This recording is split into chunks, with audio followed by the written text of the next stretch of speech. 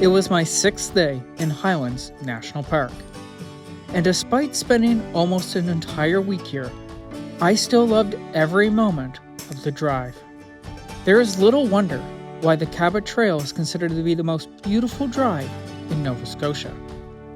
During our time in the park, the COVID pandemic was still very much a thing. Nova Scotia had closed its borders off to everyone outside a few select provinces. With this lack of tourists, it was the perfect time to repair the roads and repave the multitude of overlooks along this stretch of highway. In addition to this maintenance work, we found that very few people were out exploring the park. This made us sad but happy all at the same time. We hope that showing you these videos will inspire you to come and see this beautiful park in Nova Scotia once the pandemic is over. We had seen a handful of amazing trails so far on the trip, and we had a feeling Corney Brook was going to be no different. This 6.5 kilometer or 4 mile out and back trail takes you deep into the woods. It's here that you walk through a myriad of Acadian forest and brightly colored autumn leaves. We purposely picked a time of year that showcased these. Typically, there is a trade-off, however, because once you transition from September to October in Nova Scotia, the summer immediately becomes fall, with temperatures dropping during the day and especially at night. But the universe was taking care of us on this trip.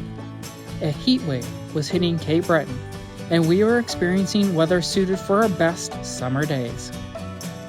If you don't know by now, my life pretty much revolves around the warm weather, so seeing temperatures soar to the mid-20s this late in the year was a treat I'd happily take, and a reward I won't soon forget. Making our way along the trail, we made sure to both take our time and press forward. We had scheduled several hikes for this beautiful day, and this hike was number 1. We were following Parks Canada's recommendation and setting aside about 2 hours to get in and out. You'll see about 140 meters or 460 feet of elevation gain on this trail. There weren't many steep sections, which means most members of your hiking crew will enjoy the trail. So once again, we have come across this bird, which we believe to be a grouse.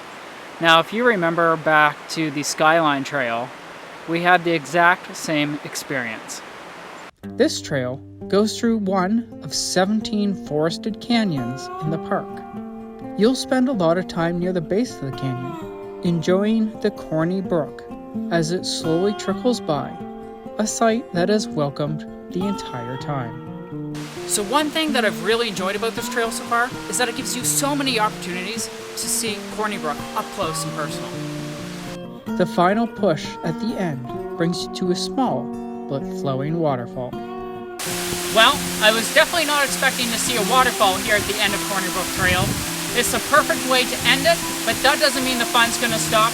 We have just begun our adventure here in Cape Breton Highlands National Park. So if you want to see more amazing hikes like this, I'm going to encourage you to subscribe to the channel right now. This was the perfect treat to a great hike. If we bothered reading the sign at the start, we would have realized a waterfall was going to grace us. But trying to keep things as a surprise, we didn't dig deep into the background of the trail before hiking it. Heading out, we were excited for the Bog Trail, the next hike on our list.